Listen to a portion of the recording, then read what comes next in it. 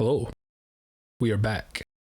This is an interesting one. Ruga has decided to respond to Zilla's CIS Vs Automatons video indirectly, which I played a very small part in. In it, he says some interesting things. This is less a response on the topic, and more an examination of the things Ruga has to say regarding Star Wars, and, it seems, about myself.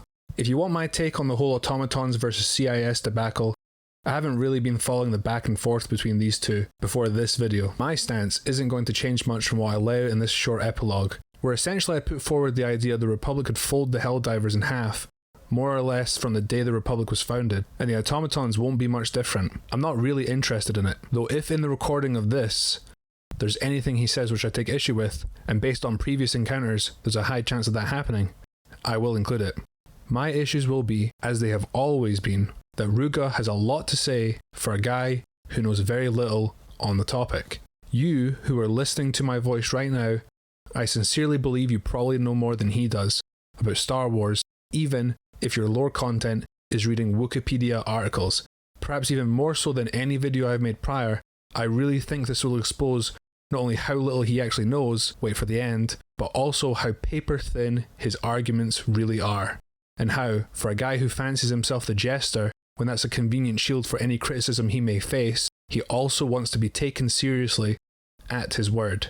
He also thinks he is above criticism, and has several tactics he implements to give himself a get-out-of-jail-free card. What got you into scaling any character in particular? I am not into scaling. I'm not a scaler. I've said this several occasions in comments and videos. I do not scale. People and scalers and stuff who come to my video and bitch and complain that I got my information wrong are not getting the joke. The Would You Survive videos are not about scaling. They are about bringing characters together from different stories and seeing how they will react to one another. All the scaling stuff that I do is specifically meant to make fun of scalers. All the math in my videos are fucking wrong as shit on purpose, because scalers just make up fucking math and do wrong math that they find on the internet that they think is right. I can't tell you how many times I've seen things like Death Battle and shit where you look at the math and if you actually correct their math, it's just fucking wrong and nobody cares. Like you just cheat the math to try and make the characters as powerful as humanly possible. My Would You Survive videos have three purposes, and in order of importance they are entertainment and to make you laugh. That's number one. Number two is to explore these characters as characters and to see what they would do in a particular situation. That's the part that interests me. Third and lastly is to make fun of scalers. Those are the three things. What you do not see on that list is scaling accuracy, because I don't give a fuck about the scaling. It's not important to me. One of my favorite things is to make the video and then see people who take this shit way too seriously bitch and complain in the comments section about how I was wrong, not getting the joke that I'm making fun of them. That is the funniest shit in the world to me. And there's another question on this list that I'll just get to now because it's relevant, and it's, why do you dislike scalers so much? I don't dislike a person who scales. I dislike the scaling community, but I don't really like any community. My problem isn't scalers. My problem is assholes and bullies. I don't like them. But yes, the scaling in all of my videos, it's all bullshit, because it is all bullshit. This is fictional stuff. It's all fictional. Fictional means not real. That's what it means. So yes, long answer for a short question. No, I'm not a scaler. I don't scale. I just like having fun conversations with people about who would beat who and just having, you know, like a normal conversation. I do not belong in the same category as a lot of these other shitty scaling channels. Some guy, I don't remember his name, made a video about me talking about how I was like the worst scaler on YouTube, and I just kind of laughed. It was like, you didn't get the joke. So you are one of the people that my channel makes fun of. And by you taking what I'm saying so seriously, you just showed that you didn't get the joke. My videos are satire. They are not made to be taken seriously. What characters do you find to be deceptively powerful, especially when comparing gameplay to lore?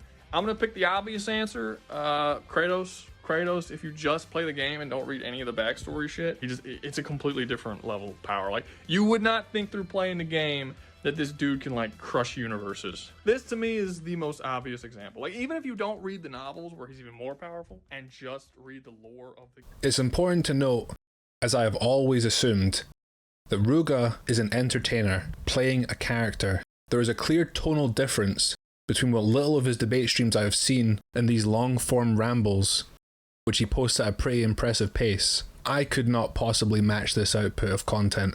And that's probably a very strong indicator that these videos, if Ruga was being honest with himself, are not going to be the most ironclad of researched and reasoned arguments that he could do if he tried. That's not a crime, but it is telling in this video how to Ruga, it seems, the past seems to fade away the second a video has been released. How prior statements and arguments, even on the same topic, cease to exist when convenient, in favour of the ever-shifting imminent present. I assume that this is his job. He is effectively, to borrow a phrase from Kevin J. Anderson, flipping burgers. The truth, clearly, does not matter compared to entertainment. That's fine, so long as you are open and honest about that being the case. Here is his first subtle attempt at shielding himself from criticism. Next up, we have the Confederacy of Independent Systems from Star Wars. So we're going to be doing this one a little bit differently, mainly because, as I've already said, I've done this already. I've made a previous video that was automatons versus CIS, and in that video I came to the conclusion that the automatons win. Given that since then the automatons have just gotten more powerful and the CIS haven't changed at all, obviously the automatons are going to win again. Of course they are. So why am I talking about this? Well, as I already said, I didn't actually spend a whole lot of time talking about it on that previous video, and I just wanted to go into more detail here about what I was talking about. But also, that was one of my more, I guess, controversial videos. It sounds so weird calling like an opinion piece about fucking Star Wars controversial. I remember when controversial was like, did O.J. Simpson kill his wife or not? You know, like that was controversial. This is weird. I feel like you ain't got enough going on if you think this is controversial. But guys, it's just an opinion. Also, the glove most definitely fit on George Truly. He will reference a ton of YouTubers responding to this video in particular. So far as I'm aware, there are only 3 YouTubers who have made any responses to Ruga at all. Myself, Zilla, and this guy. Hello there, my gummy knights, and welcome back to the Echo Chamber. Now, I think when it comes to the meme of the idea of the final boss, that it has been overplayed somewhat and it has been overused, but there comes a time when you have to apply it in a specific case, and I believe that we have a pitch-perfect example of what that case actually looks like. Because when you usually utilize a final boss meme, it is a representation of somebody who's reached the pinnacle of their craft. No matter what that craft may be, no matter what that technique that they utilize or things of that nature, whatever makes them special when it comes to what they are engaged in, they've reached the absolute peak of it. Now, you've had people like Low Takes, you've had people like Ty Learn, but when it comes to downright disingenuous, the literal definition, like if you pulled up the definition of disingenuous inside of a dictionary, you would see a picture of this guy. He is the final boss. And I'm talking about this astronomical, dumb, ignorant motherfucker. This person does not deserve any credit whatsoever. He is not even a credit to the species of humanity at this point, because he is so ridiculously disingenuous when it comes to any sort of argumentation he makes that he debunks himself not only several times in this video, but he will use the same type of fallacious reasoning he wants to dismiss for another character that he thinks is fallacious when utilizing it for them, but will utilize that same reasoning for himself and to try to pretend as though he's comprehensively intelligent in any conceivable way. We are talking about Rouga Rebate, or whatever. I don't even know how to pronounce that stupid ass name, and I don't really care. He does not deserve any of my respect, and I cannot sugarcoat that enough when I say this. We're going to be getting into his video of 6 characters that can defeat Goku, but trust me when I say this video ain't it. This dude is utterly pathetic, and not only does he get several of the series wrong in regards to information about them and to his reasoning as to why they can beat Goku, but he clearly knows nothing about Dragon Ball, nor how Dragon Ball works, nor the system of Dragon Ball, because he makes several arguments that shows that he is a layman, and the closest thing to Dragon Ball he's ever done is maybe he's watched episode 1 and maybe looked on the Wikipedia page. That's the best that I can do for him. When I say he's watched episode 1, I mean the first episode of Dragon Ball, not actual Dragon Ball Z, not Dragon Ball GT, not Dragon Ball Super, not Dragon Ball Heroes, not in any. I don't know what this guy's beef is, but I think I'll keep him. whatever. And I got a lot of people in the comments disagreeing with me, as well as a ton of YouTubers making like response videos and shit, which seems really weird to me because I have open debate streams where they can actually come and talk to me and we can debate it out, and they can record the whole thing and post it on their fucking channel if they want to. They can set it up as a collaboration and maybe get more traffic to their channel because it's 2 different YouTubers coming together. He's going to bang this drum of the debate streams a lot in this video, and for various reasons we will get into. I am not only not interested because it isn't my format, but I also do not think it will be particularly useful when you're addressing the arguments Ruga often makes, as he will demonstrate in this very video. Like, I'm totally open to this. I mean, there's a reason why I don't put watermarks on any of my fucking videos. It's so that you can more easily record it and edit it if you need to use stuff. I'm totally cool with that. It's fine. So, like, why are they just making response videos about me when I don't know why he thinks he's doing anyone a favor by not watermarking his videos. It's a response to him. Giving them the opportunity to actually do, because it's weird, like, I don't like response videos. I've done two myself because I just wanted to try it out, and I fucking hated it. There were response videos to Zilla the Spartan when he made videos about my videos, so it was like a response to a response, because I just thought it would be kind of like an easy video to throw together, and I thought it might be kind of cool, but I fucking hated it because it just made me feel like a loser. And by implication, I suppose that makes me what exactly? Debates are not my forte. There's nothing wrong with that. A loser and a bit of a bitch, actually. And by implication, what do you think he's trying to say about Zilla and myself? Very level-headed and rational way of handling criticism. I guess I have to go on a stream and argue based on Ruga's terms now, or else he might call me names. I kind of see response videos as the same way as, like, you know when you go and get into an argument with someone and you don't know what to say, and then later you go into your shower and then you think of something and you're like, oh shit, that was really fucking good. I should have said that. It would have been really cool if I say that. I would have totally fucking dominated that dude if I would have said that, you know? That's kind of how I view response videos, but the problem with that is that that's not what it's like. If you would have said that cool thing that you thought was so cool to the person, unlike in the shower, they would still be there to respond. And they already proved that they were better at you the first time, so obviously they're gonna beat you the second time because you're not better than they are. If you were better than them, you wouldn't be in this situation. The only reason why that response sounds so good to you is because you're not that good. That's why you lost. You see what I'm saying? It's such a shitty thing, and I have given multiple of these people who have made videos about me opportunities to come on and debate me and told them that they can put it on their channels, and they have all said no. I don't see what else that could possibly be other than they are a coward. I couldn't think of a better description for a coward than a person who is willing to speak behind someone's back negatively about them, and then when offered to face the person they spoke poorly on, they refuse to do it and stay continuing talking behind their back. I assume he's talking about Zilla when he says this, because I've never spoken to this person in my life. Come onto my debate stream in front of my audience on my platform and let me dictate terms to the acceptable manner of delivering criticism. Or you are a bitch, a loser, and a coward. Well, he certainly hasn't offered for me to come on, and I wouldn't accept it anyway. I've had a few of his followers pester me to come on his streams, which I don't think has anything to do with him, but this all is unnecessary because my videos, I would like to think, stand and speak for themselves. It's all there. I don't really think there's much to talk about when the videos in effect boil down to Ruga making a claim. Did you know that there is not a single light-based laser weapon that exists throughout all of Star Wars lore anywhere? Not in novels, not in games, nowhere. It doesn't exist. They don't use the technology at all. And then usually accompanied by a side-by-side picture showing that the thing he asserts to be true is in fact not true at all. What is there to debate exactly? And when I said this to those specific people who asked me, the rational response was to impersonate me, I suppose, which really isn't that big of a deal, but hardly fills me up with a desire to be closer to this community.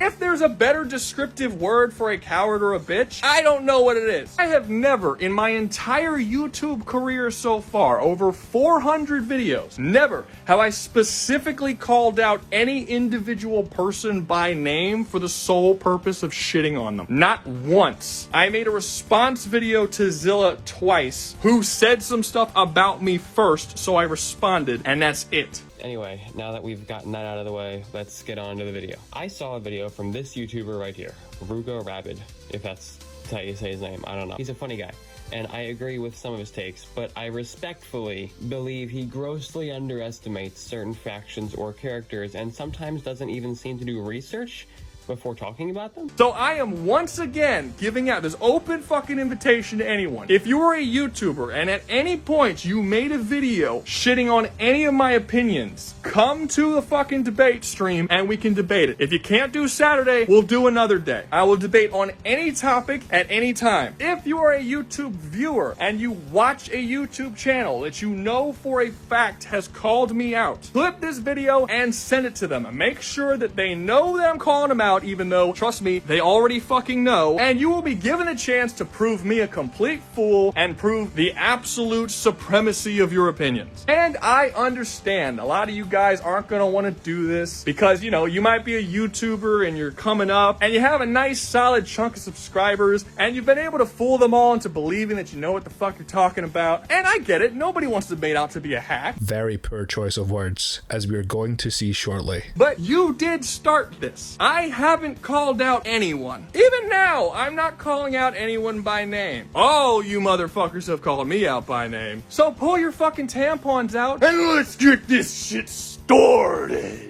Okay, so actually getting back to the CIS, I know that was a bit of a tangent there. They don't have enough numbers to fight the automatons, not even close. They're completely dwarfed. It's bad. It's gonna be really bad for them. The general argument that people use against this is the fact that it is stated multiple times in Legends that there are quintillions of droids. That's true. Within Legends, there are multiple statements of there being quintillions of droids. There's also statements of there being millions of droids and billions of droids, and this number is contradicted constantly across all of Legends. Case in point already.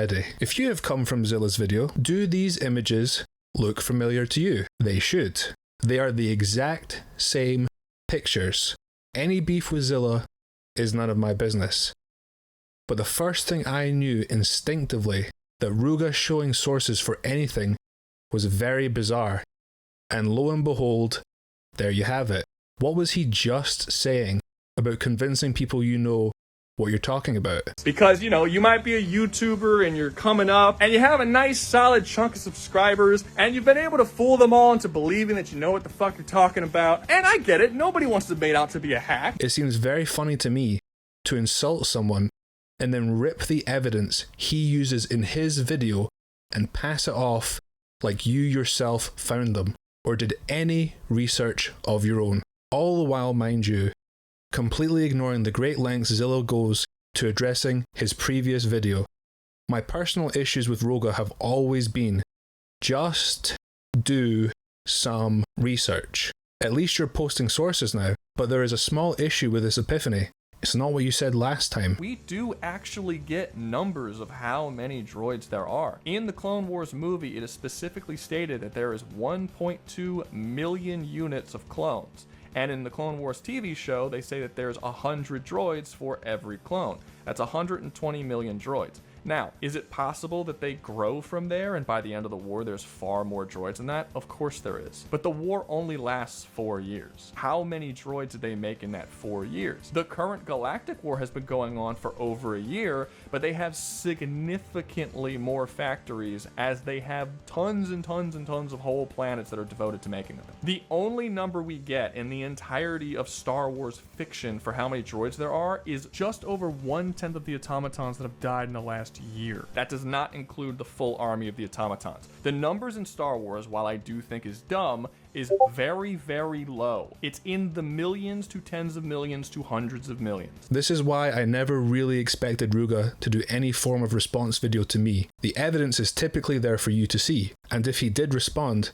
it would be very hard to do anything other than be faced with the many claims he makes that are just not true. I don't doctor the evidence, and I don't fabricate his claims for him. What is there to debate when he will make a claim like, the actual wording is, it seemed as if the stars themselves shook. And if you open the book, you will see it's not there. You didn't actually read it, did you? The shift will instead be, as you are witnessing right now, yeah, these sources exist, but they're contradicted.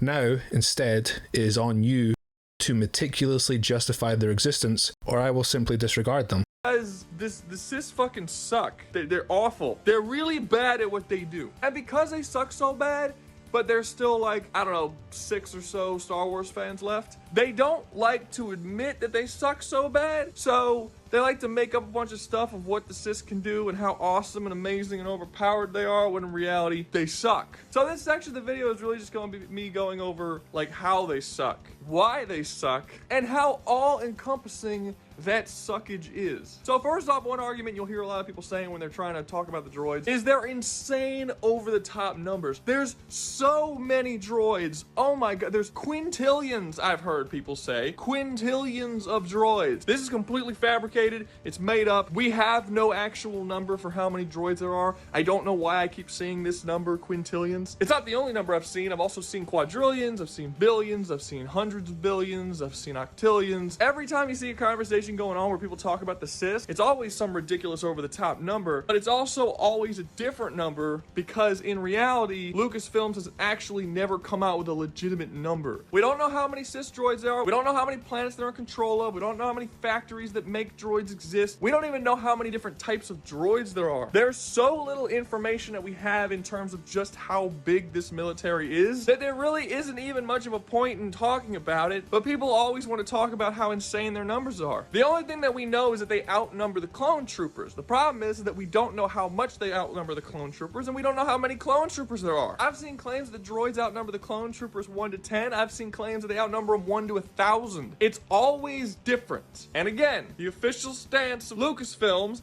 is that they've never actually given a number to any of these things. Not just the droids, but any faction within Star Wars. We don't have a legitimate number. So can people please, pretty please, stop arguing with me that Star Wars has this ridiculous number of fucking people in their military, because we don't know that. The general argument that people use against this is the fact that it is stated multiple times in Legends that there are quintillions of droids. That's true. Within Legends, there are multiple statements of there being quintillions of droids, because we don't know that. There's nothing stated that that's the case. That's true. Within Legends, there are multiple statements of there being quintillions of droids. You're lying. Stop lying. That's true. Within Legends, there are multiple statements of there being quintillions of droids. There's nothing stated that that's the case. It's fabricated, it's made up. Zilla and I made a response video. Now, suddenly, well, of course, there's statements of quintillions. But, do you see the shift? We have ventured from it's fabricated, it's made up, to it obviously exists, but it's contradicted. And with the switch, naturally, never will he ever admit that he was just wrong in the first place, and that he did not know what existed, because he has not read anything. There's even an entire book trilogy that's theme is directly about how the quintillions number is bullshit and is just propped up as propaganda by both the Republic and the Separatists. Literally, 3 fucking Legends novels are about this exact thing and call out the quintillions number specifically as bullshit. Wrong. Like the previous statements, Ruga is only now saying these things because Zilla and I said them in his video. Really, a lot of this video was already addressed in Zilla's recent response, but no. If Ruga had actually read these books, he would know there is not anything on the droid army size in Hard Contact, or in 000 at all. Hard Contact is a comfortable read wherein a Padawan is behind enemy lines, unaware the Clone Wars has even started. Her master is murdered, and she gets caught between a commando team and a Separatist bioweapon installation. 000 involves those same people unifying to take down a CIS terror cell on Coruscant. Ruga is again not being entirely honest when he is attempting to gaslight myself and others to dance on his debate streams for him. It is not because he feels like a, to quote him, bitch or coward. He does not like response videos because they don't do well for views and for his channel. Therefore, they do not make him money. Ruga off topic, but how did you feel about the... Why does everyone keep asking me that? I haven't seen it. I haven't looked at it. I don't know what... All I know is it's an hour and 30 minutes. Ruga clearly cares. It's an hour and 30 minutes, and I'm not watching an hour and 30-minute video about me. That seems very narcissistic. I have no interest in seeing an hour and 30-minute video that's about me. Scared. I don't know what the topic is. I don't know what video they're responding to. I don't know anything about it. I don't know nothing about it. I haven't watched it. I wasn't intending on watching it. What's up? Just scared. Yes, I'm sure that's what it is. I'm scared of... I've already done 2 reactions to Zilla, but I'm totally scared of the third one.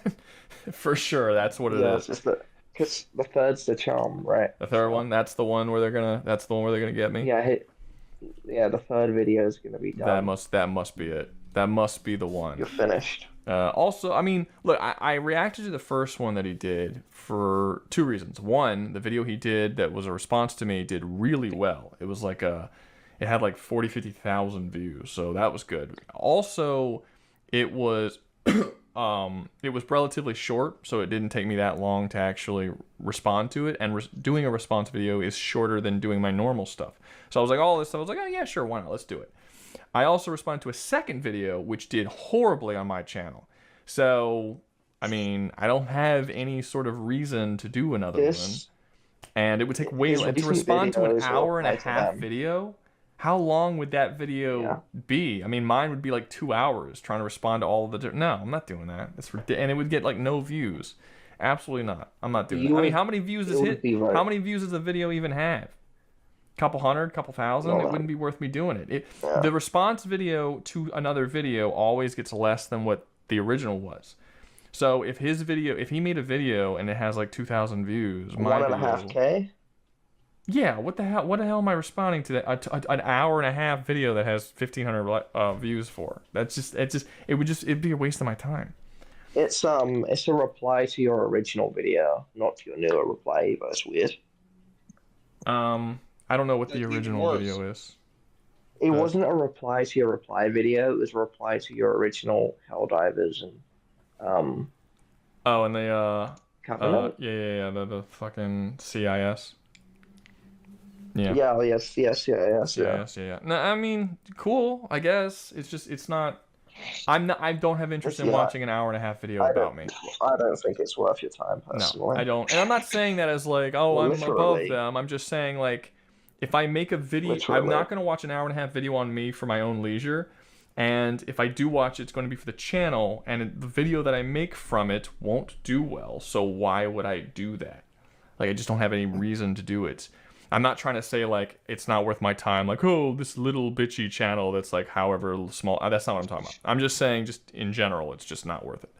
So, yeah, anyway. He even states he only responded to Zilla because Zilla's video was so popular. Ruga also states in the comments of his recent video that someone or some people are attempting to cyberbully him and are calling him a retard and a loser, which is not something I think I or Zilla have ever said in our responses to him. I've listened back to my own videos just to be sure, and aside from inferring he is a liar or that his videos are not entertaining to myself, I think I've mostly stuck to addressing the facts, while also voicing frustration at how persistently wrong he is. Now, aside from Ruga fighting with shadows under his bed that are not there are actual Star Wars points I want to address. It is the Odds short story, which introduces the idea these are lies. And not only have I addressed why a lot of the reasoning is contradicted in this video, but I would imagine the source of the motivation for this story comes from fans pointing out to Karen Travis that her 1.2 million clones are not enough to wage a planetary war, let alone a galactic one. And someone probably mentioned the quintillions figure that existed at the time as being a massive disparity between such a small force and a big one. To wildly speculate on Karen's motivations, I would imagine that in her mind the quintillions figure simply had to go because it did not fit the story she wanted to tell. It does not help her case that she already co-wrote a canon article where it acknowledged that at some stage it was known for there to be quadrillions of droids in existence. Back then, the article argued that it was not that the numbers did not exist, but that the CIS, for some reason, could not mobilize their forces, which is nonsensical when the very nature of the CIS war strategy was a lightning phase of attacks they had been actively planning for a decade. And not only does the CIS have millions of ships, or more, just in the Outer Rim, after years of fighting, and fighting a war that they're losing, for what it's worth, but droids take up a phenomenally small amount of space when compartmentalized. And generally speaking, if you have the ability to build so many droids, it's made of metal, you could take portions of the allotted mass and build ships instead. As for what Ruga is saying, it's the later books. See your true colors, that's why I love you, which double down on Odd's assertions, and they're all written by the same person. He wouldn't know that because he has not read them. Literally, 3 fucking Legends novels are about this exact thing and call out the quintillions number specifically as bullshit. But that's not the only book that does it. In my searching, I have not seen any other source which corroborates this, or even references it in universe, though they might exist. The cynic in me says that the reason that Ruga has not shown the evidence is because it doesn't exist, and if it does exist, he does not have anyone able to do that research for him. There are multiple other books, from Star Wars encyclopedias to comic books, that give you conflicting numbers on what the actual droid numbers are. I checked the complete Star Wars encyclopedia. It was a far from thorough search. And if anything, I just saw more evidence the CIS is not as terrible as he asserts. I found another billions of destroyed droids just by Republic Commandos quote, however. Again, remember what Rouga said last time. What changed? And when you look at the overall Star Wars story, both in canon and Legends, it doesn't make any fucking sense for their numbers to be that high. We know that when they originally made the clones, there was 1.2 million units. Even if that's 10, I know a lot of people like to argue that it's not just one unit. Some people even have the gall to say that each one of those units is a whole army in of itself, and in reality they are actually ordering billions of clones, which is directly contradicted so many times, I don't even know where to fucking begin. Karen Travis did not invent the 1.2 million clone figure. It is absolutely pervasive in all of Star Wars. There really is no adequate fix other than to say it is wrong, and some simple reasons help you understand why. 1.2 million to 3 million is roughly the army numbers for the United States right now, and how a very lazy look at US doctrine tells you that you need about 20 soldiers per 1,000 people to adequately control a civilian population. Now, Star Wars has tech which can supplement small numbers, namely giant warships, but there is still a problem with the depictions of clones. Clones are often used as garrisons on both conquered planets or even massive population centres in the core, like Coruscant itself. They are standard line infantry, but they also, especially at the beginning of the war, compose not only the Starfire Corps, which is stated in one source to be separate from the Grand Army, but they're also the crews of the ships themselves. And Republic Commando asserts that for most of the war, they only had 1.2 million clones. Did none of them die across that whole time? All right, casualties are sent to the crematorium. From there, it's an easy escape. The guards are coming back. TCW compounds the problem by not only establishing dedicated naval officer clones, but even has clones act as prison guards and crematorians. After what just happened up there, we'll need more room in here. Let's say that again. Here, I'll send these to the cremation center.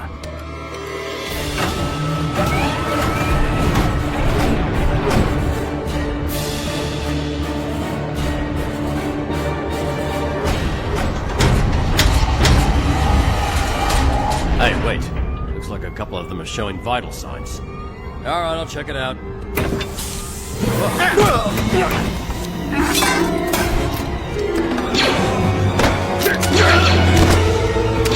When you have a million handful of men, and you're waging a galactic war, this seems like an incredibly inefficient use of that limited manpower, especially with what is the supreme soldier genome. What's next? Janitor clones? For comparison, imagine if Master Chief was Master Chef. I have to be very careful when discussing TCW, because I have not watched the show in a very long time, and if you know anything about the EU, you will know that TCW almost makes a deliberate showing of trouncing over the established lore wherever possible. And in the later examples of Filoni's genius, he even contradicts himself, especially when we consider the scale of the war. It's hard to reconcile even what Karen Travis argues, 1.2 to later 3 million men fighting on hundreds, thousands of worlds, even thousands of military campaigns. Divided equally, are we looking at a clone war, or is this a clone skirmish? Other sources speak of the sheer scale of the Clone Wars, and directly contrast to something like the Jedi Civil War and say it's far more disastrous. Just think of it. How many clones do you think died every day of the Clone Wars? Per Karen Travis, day one of the Clone Wars saw almost half of the 200,000 men injured, and who knows how many died. We're already out of clones, and the war has not started. Do you think a clone vessel has never been lost with all hands throughout the entire course of the war? Look at the end scene of Attack of the Clones. Count the acclimators. I can see around 18 just in this scene, and some have already left. Times that by the stated number for acclimator troop complements, plus the crew, which is mostly clones. And we already have more than 200,000 clones, plus the ones that died on Geonosis. We know how many men an acclimator can hold, and the number of clones that we can see in just this image. And it's more than the 200,000 men the sources beyond the film say exist. If the Republic is presently at war, do you really think they would station their entire military right here, and not spread them immediately throughout the galaxy as soon as possible? We are assuming that this is the sum total of all their men, when that's almost certainly not the case. And in things like the Clone Wars cartoon series, we see far more ships on screen at one time. The Battle of Munilance is stated to have hundreds of acclimators on the surface in the single battle. The Battle of Coruscant has 1,000 Venators survive Grievous's sneak attack, and then we not only see that reinforcements are arriving every second, but that there's so many of them, they look more akin to bugs crawling over a corpse, well beyond the frequently stated figures. And it doesn't help that Karen Travis holds that the Galactic Republic's constituents refuse to have their own planetary defense forces, which other sources have held exist. In one example, over half of Alderaan's adult population joined the war by themselves. It is stated in both the Clone Wars series as well as the Bad Batch that there are only millions of clones, and there is an entire plot line in the Clone Wars that is specifically about the Senate ordering more clones, and they specifically say millions of clones, as well as it being heavily implied that this is the largest order of clones that they have ever made. The clones are 100% in the millions, not the billions. It does say that. For the reasons I've already outlined, it makes no sense. Here's another. When will those clones be ready? In 10 years? That's useful when we are on the brink of losing the war right now, supposedly. It would be cheaper, easier, and more effective to simply conscript from, I don't know, the most populated planet in the entire galaxy, which is also the capital. Even at 1% of the population, we're still looking at billions of soldiers, if not more. The same episode has the Republic seemingly unable to buy ammunition, yet they can afford to keep the lights on a planet-wide ecumenopolis like Coruscant. Can we really win this war with the troops that we have? Let's hope we don't have to. I'll start lining up support, but I'll need ammunition. We can't afford ammunition, remember? I joke. This whole situation is TCW doing TCW things once again, and there are many people who have explored at depth how TCW is not a very well constructed series, but I leave that for another day. To Ruga's wider point, okay, it's millions, and like you yourself said, these droids are garbage. Alderaan alone can win the war in that case, except that did not happen. The episode, which has the 5 million clone army, also has 3 million droids be purchased, and has a senator from Rhodia think that it's all over. In fact, they just secured a loan to fund an additional 3 million battle droids. They will wipe us out. If 3 million droids are enough to fold the Republic, then one must only wonder what all these people are doing with their lives. There's probably a joke you can make about all these politicians picking up a rifle, because they would genuinely comprise a respectable fraction of 3 million soldiers in this room. The Trade Federation is too chummy with the Separatists for my taste. We have nothing to do with the Separatists! I'm not really equipped to deal with the sheer levels of TCW continuity headaches. Not least, that the members of the CIS are literally in the room with the senators, still part of the Republic, and are the ones financing the loans. Go to the banking clan and see how much interest they're going to charge for the loan. The more I know about what the exact cost of this bill will be, the better I can make my case to defeat it. Right. Let's go, Uncle. You know these banking clan people.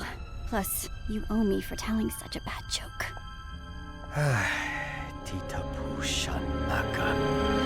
We will lend the Republic at our standard interest rate of 25%. What? 25%? That's outright theft! Your previous arrangement with the Republic was 10%! Please, please. That was before deregulation. The same rules don't apply, my dear. The Separatists don't seem to mind a rate hike. In fact, they just secured a loan to fund an additional 3 million battle droids. They will wipe us out. You would let Dooku do that? You live on Coruscant too. We have no stake in this war, Senator. You know that. Their banking clan will sign your treaty. War is distasteful to all of us. The banking clan is giving loans to the Republic so that the Republic can continue to fight the banking clan. Filoni and his cronies are true artists. Also, apparently galactic senators can't afford security. Threats. Some members have received messages warning them not to vote against the bill. Considering what's happened to your friend Bonteri, they're frightened. A mandatory blackout is in progress. All citizens report to the designated safe area.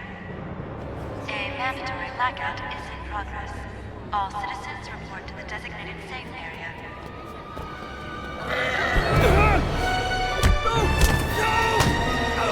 Can't you all see this bill is short-sighted?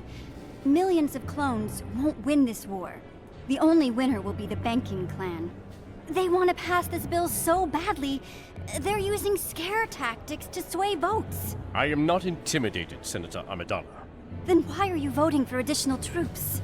I happen to believe more clones are precisely what we need. And my caucus agrees with me. I'm sorry.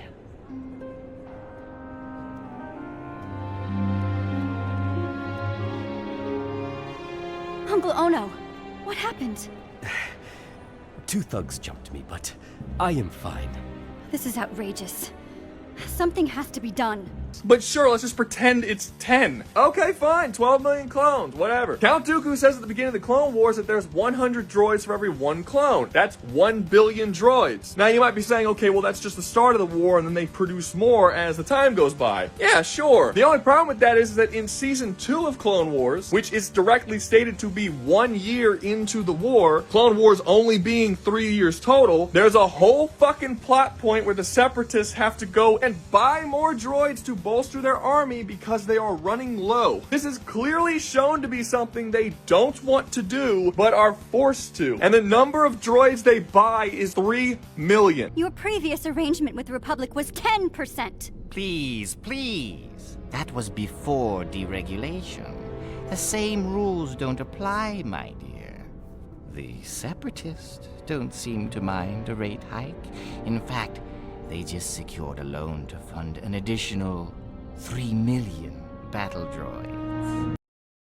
The banking clan is giving loans to the banking clan so that the banking clan can continue to fight the Republic. This is clearly shown to be something they don't want to do. The Separatists don't seem to mind a rate hike.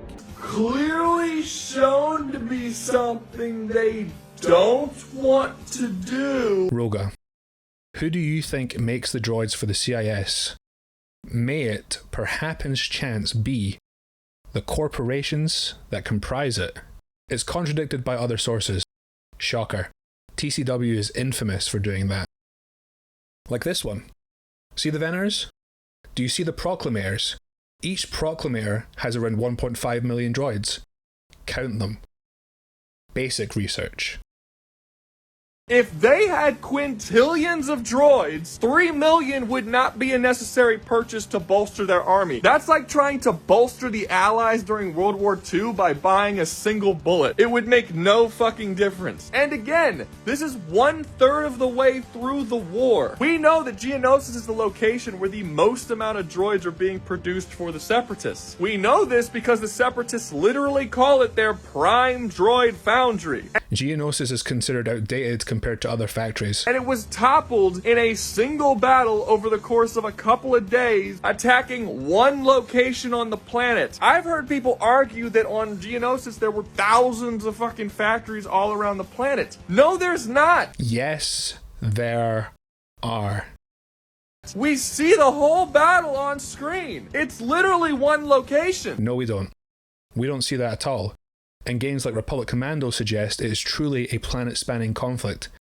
It makes sense considering this planet is home to 100 billion xenophobic bugs that live underground because the surface of Geonosis is such a hellhole. And after that battle, Geonosis is fucking done. The dude who was producing all the shit there leaves to the Outer Rim to build a new factory, and that planet isn't used until the Empire repurposes it to make the Death Star. And look, I understand the foundry is really fucking big. It's directly stated to be a kilometer deep in the ground, and we don't really know how wide, but I mean, it's probably pretty big. It's a very, very large foundry. I get that. But if it was the size of a fucking country, or if it had a bunch of different locations all across Geonosis, then the Republic wouldn't have been able to completely shut down all production by attacking one location. But they very clearly do. And it's directly stated by the Separatists that that's their prime location for production. And this battle takes place 2 years into a 3-year war. There's a couple different places in Legends where it says that the Separatists had millions of factories across thousands of worlds. And that wording is important where it says across. That doesn't mean that there's millions of factories on individual worlds and there happens to be 1,000 of those worlds. That means across the full thousands of worlds, there's millions of factories. Let's be clear here. Star Wars doesn't have factory worlds. Yes, it does.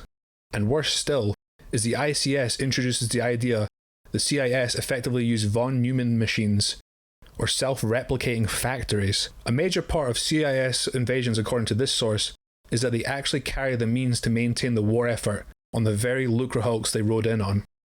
We have no idea the true scope of the CIS war machine. I know there's this myth of factory worlds. They call them factory worlds. Don't get me wrong. They do call them that. But a Separatist factory world is just a world that has factories on it. It's not like Cyberstan where the whole planet just pumps out fucking droids. They don't have that.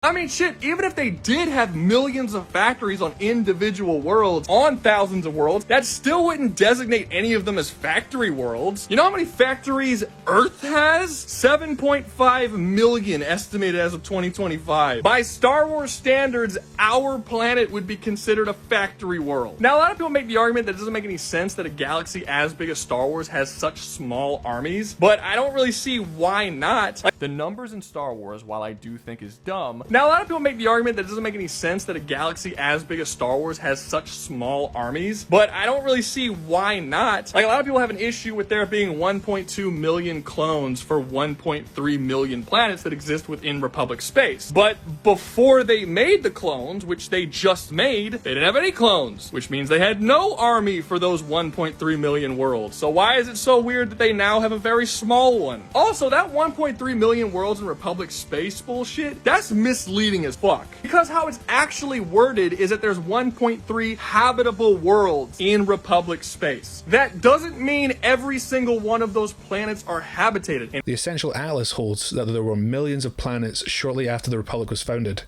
25,000 years before the modern day. They reach a stage where there are millions of sectors, not planets, in an era of the Republic which has not reached its full size yet, 17,000 years or so before the modern day. Early Galactic Republic would have more sectors of space than there are clones to staff them. In fact, we know for a fact they aren't. Many of them are completely vacant of life, and some of them are so vacant of life, they might as well be vacant. There are 3 in the original series. Tatooine is a completely barren desert where there's no military to speak of, and the most powerful force on the planet is Tusken Raiders, a bunch of dudes with spears. Is every planet in Star Wars Tatooine? I think we both know that's not true. Hoth is an entire planet that's a icy tundra where no one but wildlife lives. You found something? Yes, my lord. That's it. The rebels are there. My lord, there are so many uncharted settlements. It could be smugglers. Dagobah is another one. There's a whole plot line where Yoda exiles himself there specifically because no one lives there. Every single planet he just mentioned, even Hoth, is viable for human habitation. People literally live on every single planet that he has shown us.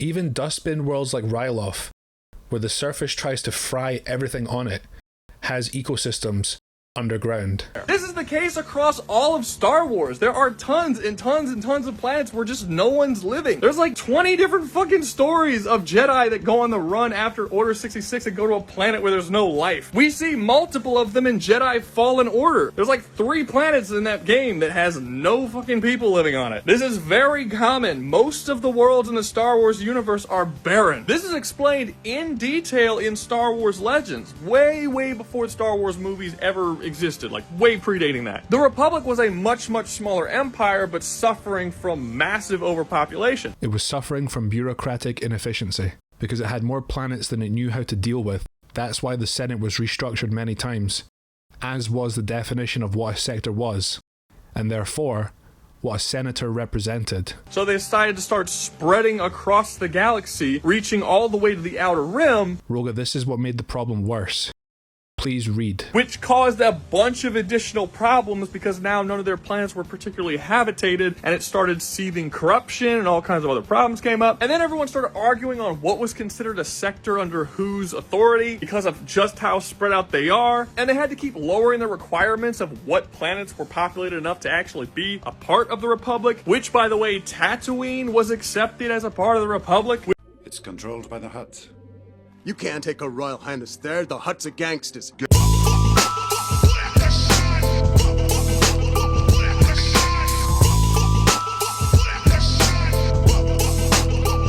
the heads ringing. Keep the heads ringing.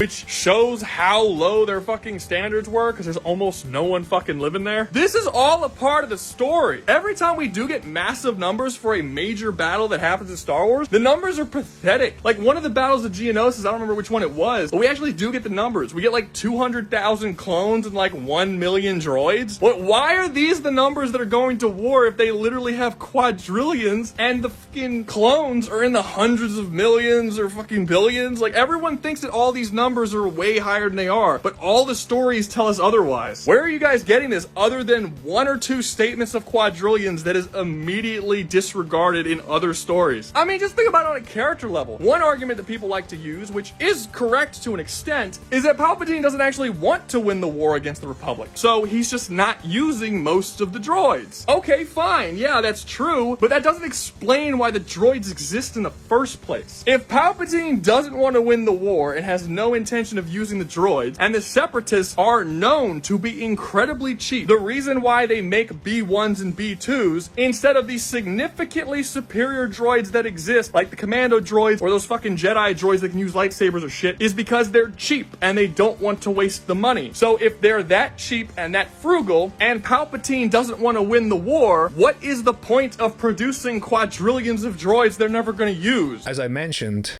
Palpatine is building an industrial base which he can take over, while also fostering a cult of hero worship centered on himself and his future right-hand man. In a straight-up galactic comparison, a major factor in why the Republic would inevitably win is that it is so much larger than the CIS, and as Shatterpoint tells us, this is a major factor in their long-term strategy, to buy time until the Republic simply outproduces the CIS. And here's a fun fact.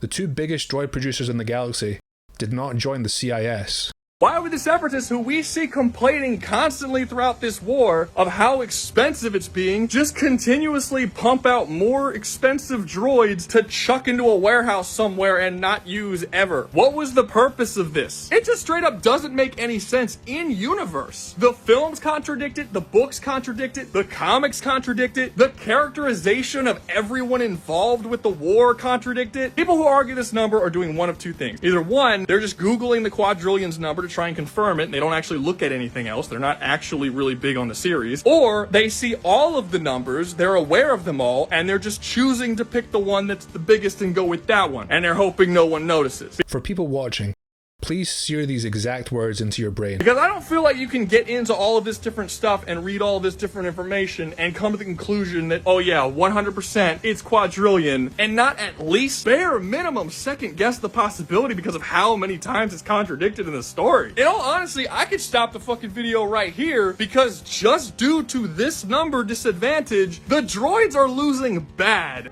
Those missiles have 100 megaton yield. We won't even make it to the Delta. But they lose in more areas, surprisingly. I've already talked about how the automaton weapons are way more advanced than the CIS, as they have fusion energy weapons as opposed to the regular plasma energy. Also, the fact that the vast majority of the CIS are B1 and B2 battle droids, the absolute weakest of their entire military. While they do have much more powerful droids, it's a very small percentage, like less than 10%.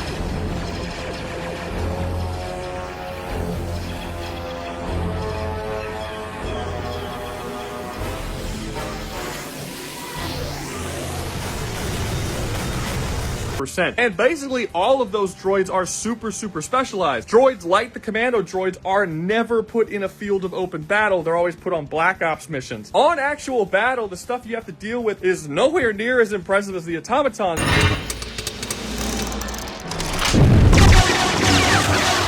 Shield generators! Stand up. Let's go.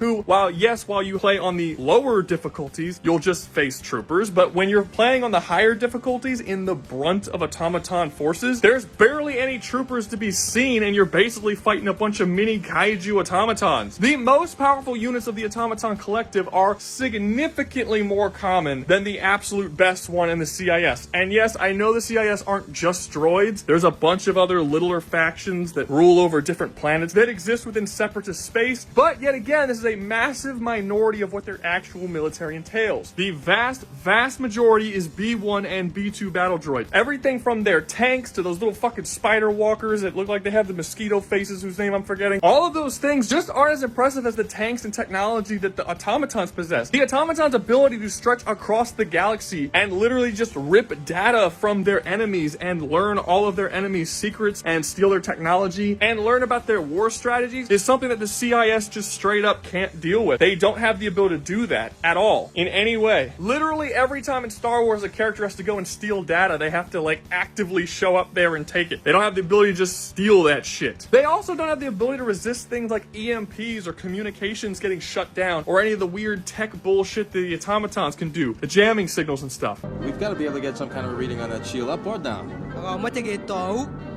how could they be jamming us if they don't know if we're coming? Quick, jam their comm link, center switch! Enemy fighters coming your way. My scope's negative, I don't see anything. Pick up your visual scanning. Here they come. They do have some of that themselves, like they have this one ship that has a massive ion cannon, and it fires its ion cannon, and it could shut down electronics, it could shut down communications, and it could wipe out whole fucking military armies in the Star Wars universe by using this ion cannon. The problem is that this ion cannon is just a fucking electromagnetic cannon. That's all it is. And as we've already seen, electromagnetic attacks don't work on the most advanced shit of the automatons, and even the absolute weakest can reboot back from it in just a couple of seconds. So this amazing over-the-top crazy ion cannon that can wipe out whole fleets just isn't that much of a threat to the automatons. And if they do something similar, which they have the technology to block signals and EMPs and shit themselves, but by stealing other people's technology and by stealing plans and shit from the CIS,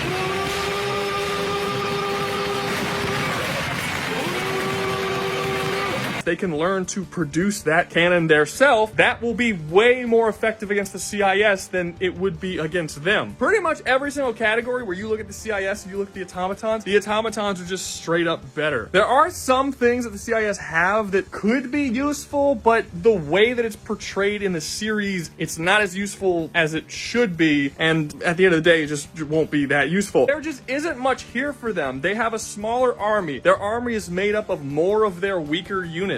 Their fleet is worse. Their technology is worse. I mean, for fuck's sake, dude, we see on screen multiple times that the goddamn B1s can't even stand up after you knock them down. They're really shitty. You literally push them over and they hit the ground and they cannot get up. You just beat them. Just a little basic force push or bumping into them completely fucking disengages them from combat. They're really shitty.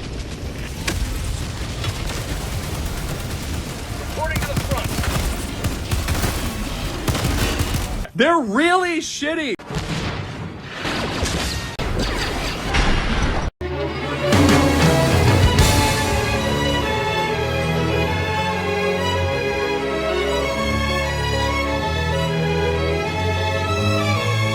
By comparison, when you go over to the Automaton Trooper, which is basically the B1 equivalent on the Automaton side, they are both the physically weakest soldiers that their armies have. The Trooper is described as being strong enough to crack plate armor and completely shatter bones with his bare hands. He's also capable of sidestepping and in some way reacting when being fired upon, something else the B1s basically never do. Overall, even the absolute weakest of the Automaton Collective are vastly superior to the majority of the CIS. The CIS as an entire unit is very, very shitty. I don't even need higher numbers of automatons to overcome the CIS. Even if they did have quadrillions upon quadrillions of numbers, I don't need quadrillions. You could take like 10,000 mid-tier automatons and put them up against literally millions upon millions of fucking CIS droids, and they don't stand a chance. The automatons would fucking destroy them. The droids' weapons would barely affect the automaton armor. We see in Star Wars constantly that the droids will be firing at Jedi and they hide under some like rubble or behind something like little, not like an armored fortress or anything, just some bullshit, a fucking potted plant. And then the guns don't fucking blast through them. Have a modicum of self-awareness.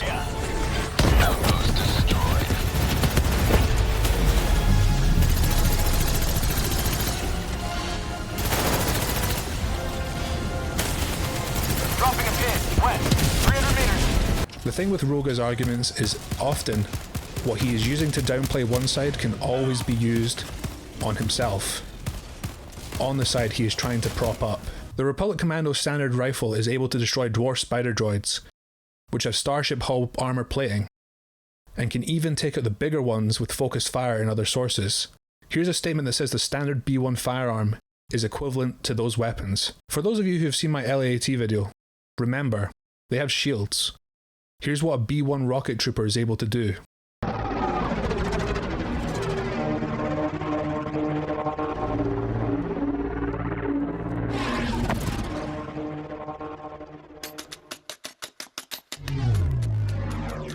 Roger, roger.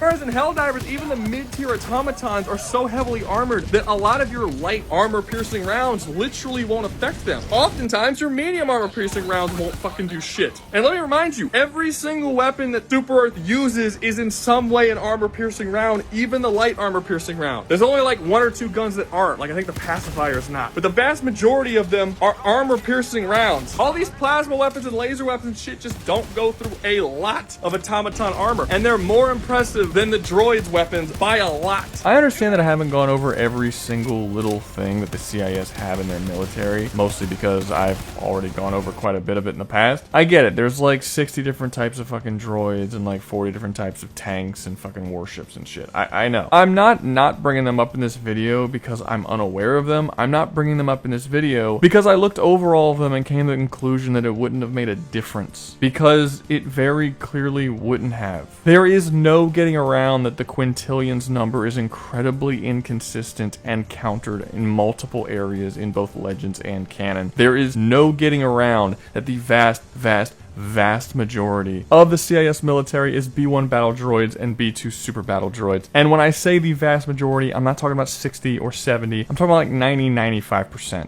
Again, this is the case in Legends as well as canon. There's no getting around the automaton's weapons are significantly more powerful. I mean, who the fuck are we kidding? We're talking about the basic bitch automaton trooper, whose design and abilities were based off of the Terminator, who walks around shooting literal nuclear fusion energy guns, and you're comparing them to the fucking CIS who die when they knock over shooting little plasma guns that do not have anywhere near the penetrative or energy power output as even the absolute weakest of the automaton guns. These are not comparable factions in any conceivable way. I mean, shit, even if the CIS had the numbers you guys were talking about, which they very clearly don't, they don't have the fleet to actually move those numbers around, which again is a plot point that is brought up in both the Clone Wars and Legends. This is a very one-sided war, and an unbelievably one-sided war. The automaton fucking destroy them. And look, I know that a lot of Star Wars fans think I'm like, I don't know, I guess a wanker or something for Helldivers, but I actually don't think that Helldivers is that strong, like, at all. If I made a list of the strongest sci-fi universes I know, I don't think Helldivers would even go in the top 30. It's not that I think that Helldivers is strong or anything. It's just that you guys are putting y'all's eggs in some very strange baskets. Star Wars? Really? You know that shit's written for kids, right?